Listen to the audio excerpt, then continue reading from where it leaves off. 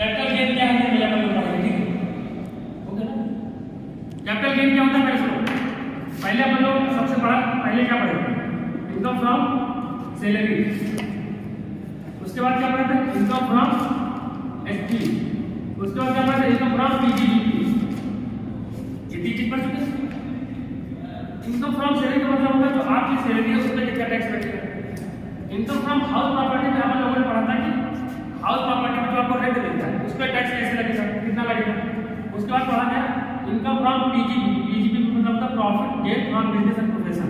अगर आप बिजनेस कर रहे हो तो प्रॉफिट पे कैसे टैक्स लगेगा, और अगर आप प्रोफेशनल हो तो उसका जो गेन होता है उस पर टैक्स लगता है, ये पढ़ चुके हैं। अब नया आता है इनकम फ्रॉम कैपिटल गेन। अब सर ये कैपिटल गेन क्या होता है, कैपिटल गेन का मतलब होता है एक ऐसी एसेट जिसका नेचर कैपिटल नेचर का है, एक ऐसी एसेट जिसका कैपिटल नेचर का है और उसको बेचने से जो हमें गेन होता है वही क्या होता है कैपिटल गेन। अगर हम लोग कैपिटल गेन का फॉर्मूला लें, कैपिटल गेन फॉर्मूला होता है sale consideration, sale consideration minus cost of acquisition, cost of purchase हो हिंदी में इसको बोलते हैं कॉस्ट ऑफ एक्विजिशन। एक्विजिशन का मतलब होता है खरीदारी। एक बार हमने एक जमीन 10 लाख की खरीदी थी, 15 लाख की बेच दी, क्या हुआ कैपिटल गेन कितना हुआ 5 लाख कैपिटल गेन हुआ, क्योंकि 15 लाख की बेची है सेल हो गया और 10 लाख की कॉस्ट की खरीदी, यही क्या होगा कैपिटल गेन। इसी को अपने को पढ़ना है कि कैपिटल गेन क्या होता है, किस पे लगता है किस पे नहीं लगता है। अच्छा इसलिए इतना हो गया। कैपिटल गेन कितने तरह का होगा, types of capital gain, types of capital gain. Capital gain कितने तरह का होता है, 2 टाइप्स। नंबर 1 शॉर्ट टर्म,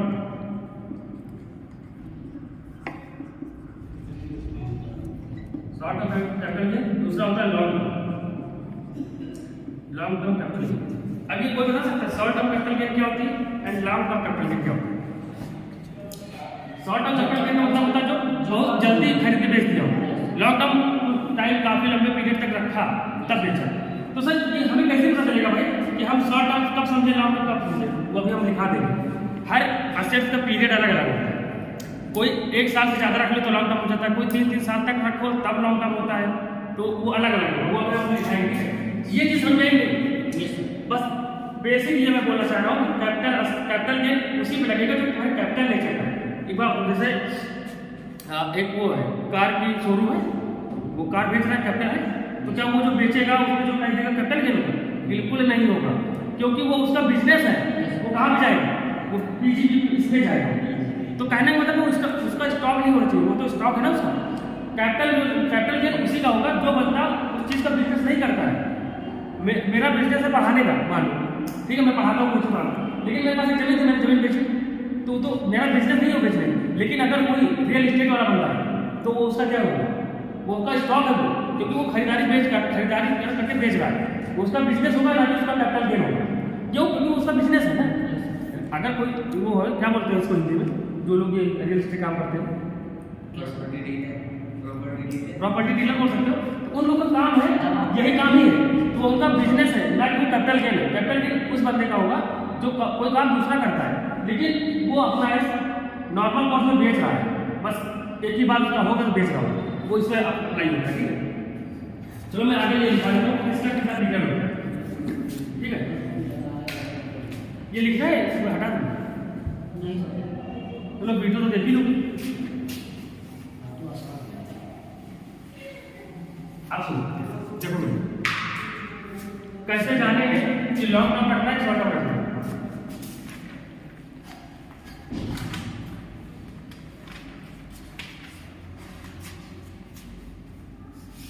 अगर हम लैंड एंड बिल्डिंग की बात करें, लैंड एंड बिल्डिंग, अगर कोई जमीन या बिल्डिंग बेच रहे और वो अप टू 2 ईयर था, अप टू 2 ईयर मतलब 2 साल का, ये हो जाएगा शॉर्ट टर्म। लेकिन यही लैंड एंड बिल्डिंग को अगर बियॉन्ड 2 ईयर ये क्या हो जाएगा लॉन्ग टर्म। समझ में आया? मतलब आप जमीन 2000 में खरीदे 2020 में बेची, लॉन्ग टर्म का शॉर्ट टर्म, लॉन्ग टर्म का शॉर्ट टर्म। जमीन 2010 में खरीदी थी, 2020 में बेची है, लॉन्ग टर्म हो जाएगा। जमीन 2010 में खरीदी थी, 2011 में बेच दी, शॉर्ट टर्म हो जाएगा। सर ये हम शॉर्ट टर्म लॉन्ग टर्म में बाइफरकेट क्यों कर रहे हैं? क्योंकि सबका टैक्स रेट अलग हो जाता है। अगर हम जैसे फॉर एग्जाम्पल हम बोलते हैं इसमें 15% लगता है शॉर्ट टर्म पे, लॉन्ग टर्म में 20%, तो हमें पता तो होना चाहिए कि शॉर्ट टर्म में जब 15 लगाएंगे इसको बाइफरकेट करेंगे। दूसरा अगर हम लेंगे वो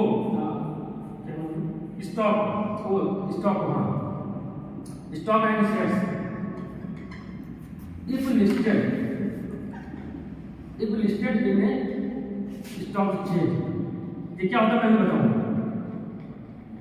अगर ये if listed in stock exchange, अगर ये स्टॉक एक्सचेंज में लिस्टेड है तब क्या होगा, और if not listed in stock exchange तब क्या होगा।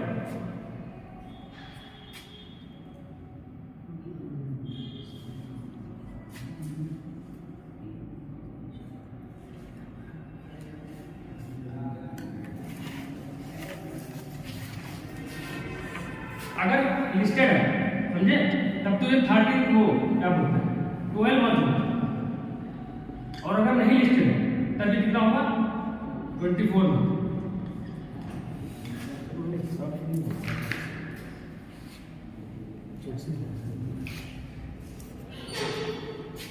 बाकी अगर में आता है जैसे आपका 0 कूपन बॉन्ड होगा, 0 कूपन बॉन्ड, ठीक है, securities, unit of mutual fund का नाम सुना है? जी sir, unit of mutual fund, इसका होता है 12 मंथ। आप समझो मेरी बात में क्या बोलना चाहते हैं, एक बार याद करो। लैंड पेंटिंग अगर 2 साल तक तुमने बेची है, 2 साल के अंदर तक खरीदारी से, तब तो शॉर्ट टर्म हो जाएगा। लेकिन अगर तुमने जिस दिन खरीदा उससे 2 साल बाद बेचा तो लॉन्ग टर्म बन जाएगा। सेम कैसे शेयर्स, अगर तुमने शेयर ऐसे शेयर जो बेचे जो कि लिस्टेड है, लिस्टेड है क्या मैं अभी बताता हूँ, वो 12 महीने के बाद बेचे तो लॉन्ग टर्म बन जाएगा। लेकिन अगर नहीं लिस्टेड है तो 24 महीने के बाद बनेगा क्या लॉन्ग टर्म। 0 कूपन बॉन्ड हो गया, 0 कूपन बॉन्ड हो गया, सिक्योरिटी हो गया, म्यूचुअल फंड हो गया, ये 12 महीने तक एसटीसीजी होता है। ऐसे ही एसटीसीजी शॉर्ट टर्म का, उसके बियॉन्ड जो है and beyond LTCG, STCG and beyond LTCG. इसका मतलब समझे कि अगर किस पीरियड में है तो एसटीसीजी, उसके बियॉन्ड चला जाएगा एलटीसीजी। नहीं समझ फिर बता दूंगा आगे, ठीक है, ये तुमने पढ़ा दिया। अच्छा लेकिन एक चीज बताओ, जैसे सुनो हमने ये अभी तक बोला था कैपिटल गेन कैसे लगता है। कैपिटल गेन फॉर्मूला क्या है, सेल माइनस कॉस्ट, यही तो है। तो हम सेल माइनस कॉस्ट कर देंगे, लेकिन कैपिटल गेन मैंने बोला था किस पे लगता है, कैपिटल असेट। उसके लिए हमें कैपिटल असेट पता तो होना चाहिए। अब हम जो चीज बेच दिए कैपिटल गेन लगा दें, अरे भाई पहले ये तो पता कर लो कैपिटल गेन में आता है कि नहीं आता है, हो सकता है कैपिटल गेन इस पे न लगता हो। तो देखो कैपिटल गेन को कैपिटल असेट बोलते क्या है, उसके लिए हमें लिखना पड़ेगा ना कैपिटल असेट्स। कैपिटल असेट होता है मेरे पास, कैपिटल असेट क्या होता है, कोई भी fixed asset, movable asset, immovable asset, immovable asset, tangible asset, intangible asset, इन सब चीजों को हम कैपिटल असेट मानते हैं। फिक्स्ड असेट मतलब ऐसे असेट, हाँ फिक्स, मूवेबल, मूवेबल जो मूव कर जाए एक जगह दूसरी जगह, कार। इमूवेबल जो मूव न कर पाए, जमीन, बिल्डिंग। टेंजिबल जिसको हम छू सकते हैं, इनटेंजिबल जिसको हम छू नहीं सकते। अरे सर छू नहीं सकते तो असर कैसे होगी, क्यों नहीं होगी, हमारी गुडविल है, हमारा पेटेंट है, हमारा कॉपीराइट है, ये भी हमारी असर है भैया। अगर हमारा किसी चीज़ पे कॉपीराइट है तो कोई दूसरा उस चीज़ को नहीं कर सकता, हमारी असर ही तो होगी। अगर मान लो हमारे पास एक पेटेंट था, हमने बेचा तो उस पर प्रॉफिट होगा, सेल माइनस कॉस्ट करेंगे तो क्या आ जाएगा, कैपिटल गेन। तो कैपिटल गेन में जो कैपिटल असेट होती है ये सारी होती है, लेकिन इसमें कुछ चीजें नहीं होती। और जैसे ये लिख लो, ये कैपिटल असेट है, बट डज नॉट इंक्लूड, ऐसा कर देते हो, बट डज नॉट इंक्लूड मतलब और क्या शामिल नहीं करता, बट डज नॉट इंक्लूड, इसमें क्या क्या शामिल नहीं होता। पर्सनल, पर्सनल कैसे, ये घड़ी है हमारी अपनी पर्सनल, इसको बेचने से थोड़ी ना भाई होगा। हमारा पर्सनल कार है, हमारी पर्सनल कार है, उसको हम चलाते हैं, नहीं होगा। हमारी ज्वेलरी, घर में ज्वेलरी है, रो तो नहीं बेचोगे, लेकिन हमारी पर्सनल चीज़ है, तो देखो उसमें क्या क्या करो, नहीं होगा। पर्सनल है, पर्सनल स्टॉक इन ट्रेड, मैंने अभी अभी समझाया था। कार का शोरूम है, कार तो कैपिटल एसेट होती है, लेकिन तुम्हारा वो बिजनेस हो गया ना, वो तुम्हारा स्टॉक है। जगदीशपुर में तुमने कोई एजेंसी देखी है? कौन सी कार मोटरसाइकिल की? गोल्डन हीरो है, गोल्डन बहुत सारी एजेंसी है। तो वो जो कार गाड़ी बेचते हैं, तो वो कैपिटल गेन में टैक्स देंगे, बिजनेस में देंगे, बिजनेस में देंगे भाई, क्योंकि उनका वो स्टॉक है। तो इसमें ये सारी दो चीज़ें नहीं होता, ठीक। और भी सारी चीज़ें हैं बाद में। अच्छा, पर्सनल से क्या क्या क्लॉथ आ जाता है, फर्नीचर आ जाता है, रेफ्रिजरेटर आ जाता है, टेलीविजन आ जाता है, ठीक है।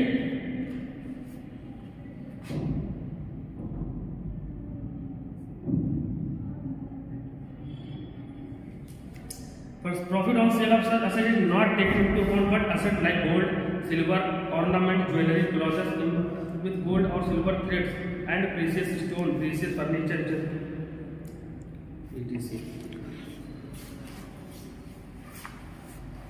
समझे? ये इतना पढ़ लिया? आप देखो index cost of acquisition,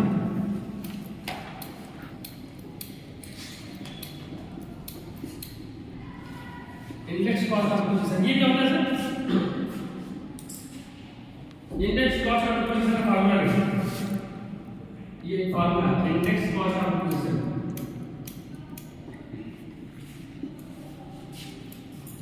cost of acquisition, acquisition मतलब सुनो, purchase, cost of acquisition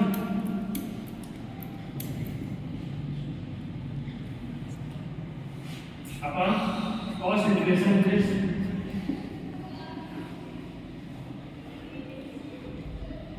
cost of acquisition और cost inflation index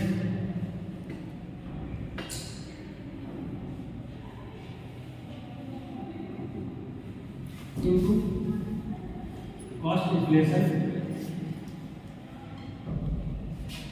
cost inflation index of the year in which asset is transferred।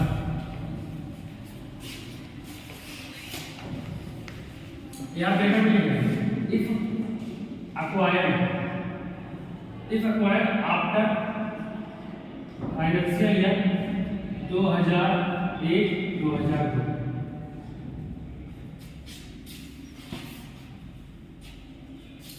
अब दूसरा for asset acquired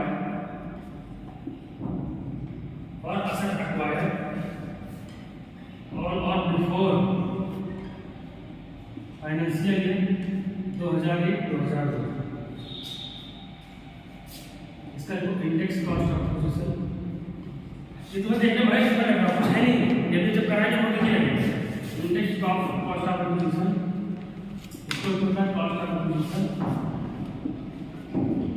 on sorry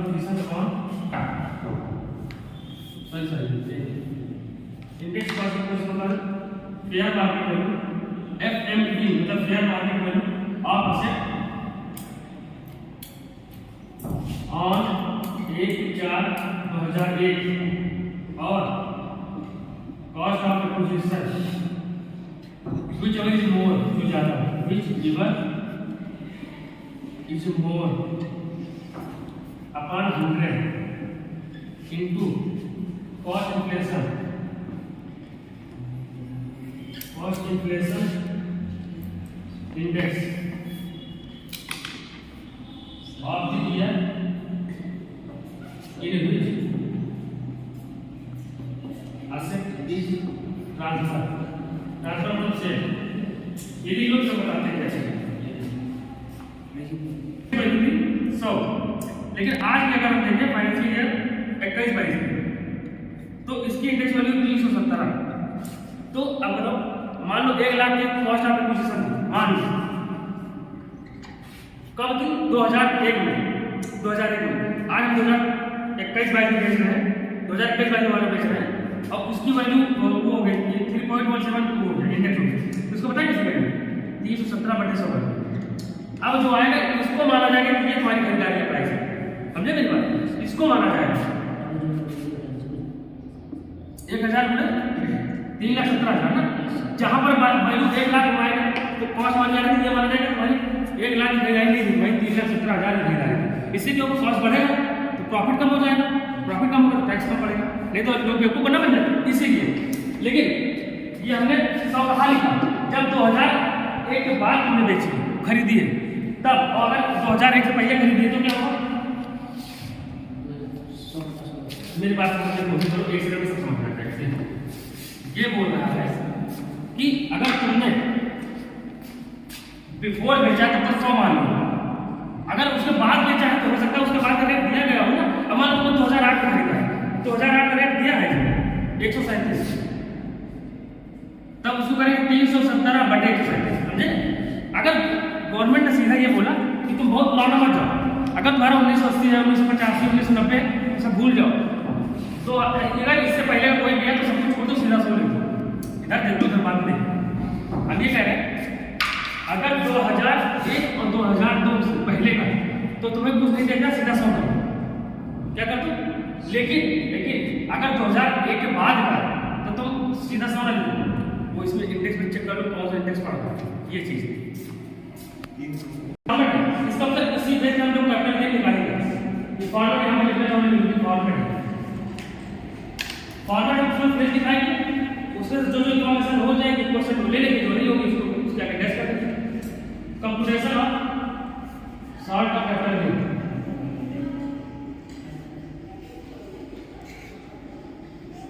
computation of salt of capital gain कैसे निकालना?